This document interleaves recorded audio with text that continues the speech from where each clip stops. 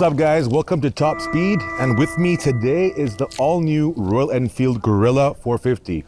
Now, the Guerrilla 450 is actually based on the same platform as the Himalayan, which was actually revealed last year.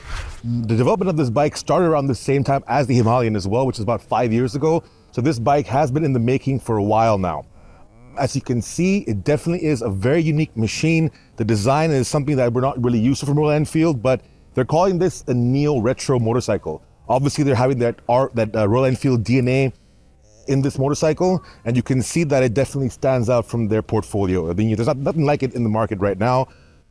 I would definitely classify this more as a naked roadster. It is a sub 500cc motorcycle, so it is definitely in that segment, and there are a lot of good options as well. So there are a lot of competitors, but this bike in itself, the way it's designed, it is very unique. Looking at dimensions now, compared to the Himalayan, it's much smaller, it's lighter, it's more compact.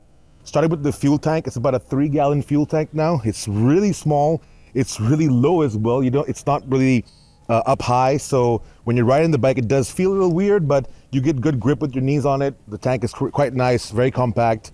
The chassis and the frame has also been altered a bit compared to the Himalayan. This, of course, a lot of focus has been on the front end of the motorcycle because the ergonomics have also been set up for a more aggressive ride.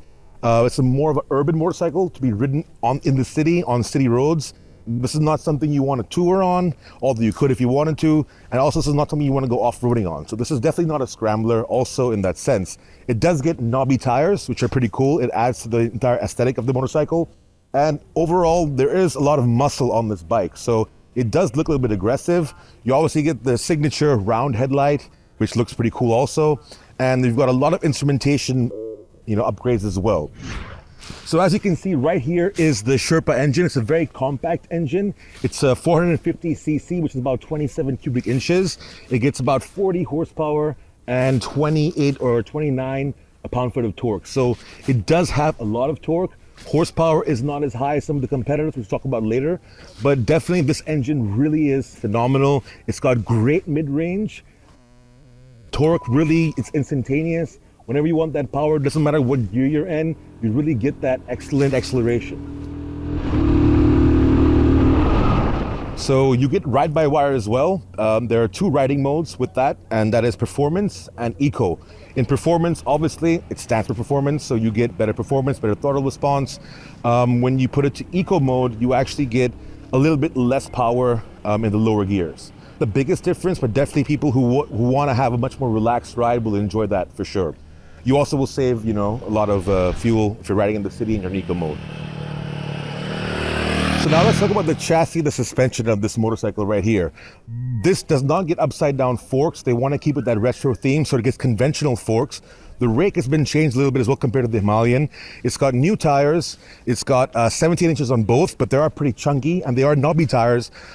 I think that's more for the aesthetic purposes. It's not really meant to be an off-road motorcycle. And then the frame itself, again, has been made much more compact, and it's made for people, who are new to riding and also for professionals as well. So we rode a lot today all over Barcelona. There were some fantastic roads. We had twisties in the mountains. We had highway riding, and of course, some nice city riding. So we had a good experience overall the whole day, about 100 miles we rode. So starting in the city, this definitely is a great bike in the city. Like I said, it's compact, very easy to handle. The front end feels kind of light, so it's easy to maneuver as well in the city. Coming to the highway, this engine really is not meant for touring. And I'm gonna say that because once you cross 70 miles an hour, you're really gonna feel the engine stressing a lot. And it's not the most comfortable when you're riding on the highway. But if you're in the city, definitely it's a very easy bike to handle, very fun to ride as well because the engine is very punchy. When you get to the twisty sections, that's where the fun actually starts. It's always good to push a low capacity machine to its maximum limits. And this bike really, it excelled in every dimension because we threw it through all kinds of corners in the mountains and had a fantastic time with it. Like I said, suspension is a little bit soft. It's meant for city riding, but even then it's very pliant on the road. It stays, stuck to the tarmac. The tires that we have here, they had very good grip. You could lean into any corner and you could just definitely put the bike in wherever you want it to go in any direction. We did scrape the foot pegs a few times, so It doesn't have the best lean angles, of course, sometimes, but definitely the way the ergonomics is set up, you have great control of the bike. You're forward a little bit over the handlebars if you want it to be. Your feet are behind your knees, so definitely is a lot more aggressive compared to the Himalayan. The wheelbase also is shorter than Himalayan, and everything about this bike that it just stands out in a very different, unique way compared to any Royal Enfield bike I've ridden before. Actually, the Hunter 350 was also a very nice bike to ride, but this one really, I think I have to say, out of the entire portfolio, out of every model that Royal Enfield actually has, this is the most enjoyable when it comes to handling. I live in Florida right now, a little bit north of Orlando. We got some pretty boring roads, straight roads there, so not the most ideal situation to ride. But if you're living in a city that's close to some nice canyons, some nice twisty mountain roads, you definitely will have a great time with this machine.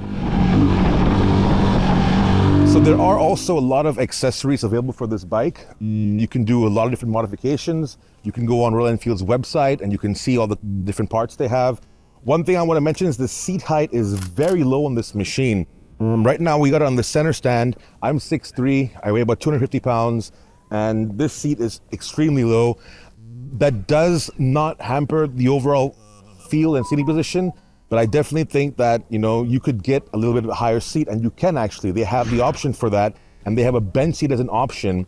But the problem with that seat is it's too narrow. So when I switched bikes today and sat on that motorcycle with the bench seat, sure, it did feel better for a tall rider like me. I got some more room for my legs as well.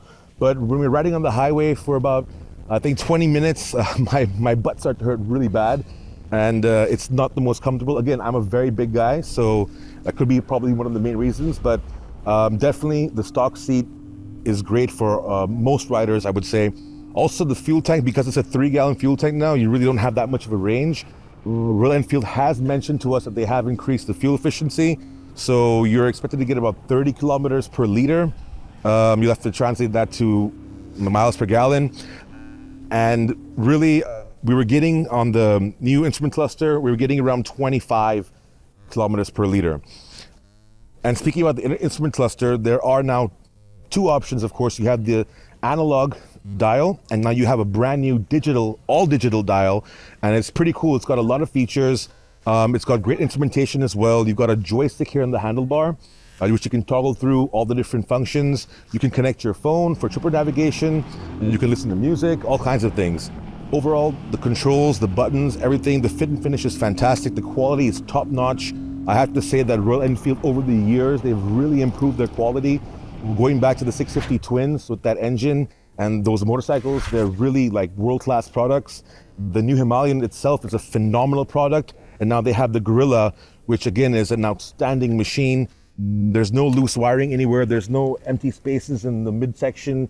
The quality is fantastic. I do have to say the color options are not the best right now. The bike that we rode right here, the gold and purple and black combination, which I don't think is the best. I'm a little older. I think maybe younger riders might prefer that.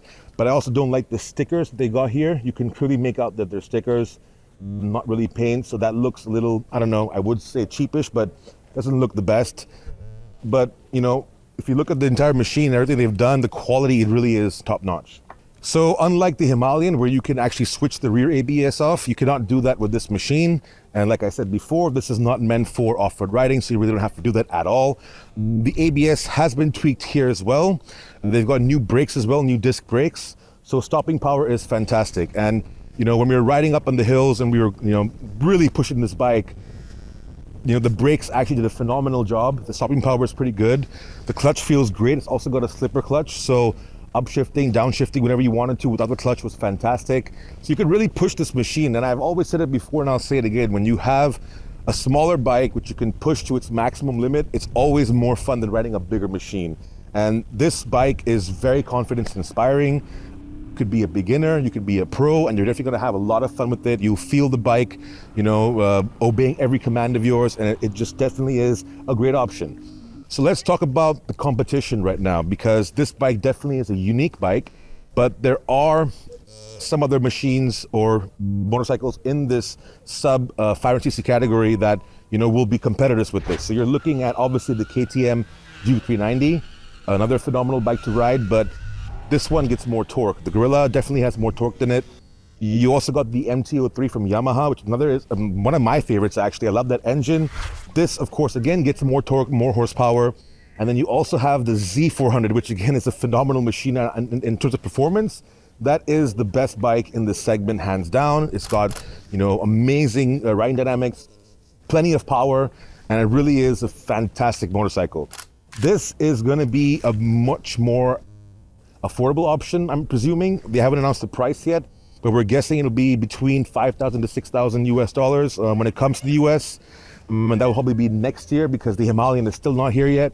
So this probably will come either end of the year or next year, and it will be between $5,000 and $6,000. So after taxes and everything, you're looking at about $7,000 on the road. If you look at the price, if you look at what you're getting, this is a fantastic machine, and it really goes up to brand preference, what you like, what you prefer.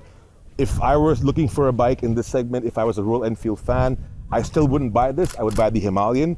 This, I think, is going to be aimed towards a much younger demographic. I also think that this will be much more popular in Europe, maybe in Latin America, where they're pretty popular as well, and of course India. But in the US market, there's a lot of competition. Color options really, aren't the best. I think over time they might release some better color options, some more accessories as well. But yeah, this bike really is, it's a beginner bike for all kinds of people. It's fun to ride, and definitely is something that Royal Enfield is doing very well right now. So that's it, guys. If you have any questions at all, please go ahead and make sure to put them down in the comment section below, and make sure to like and subscribe to TopSpeed.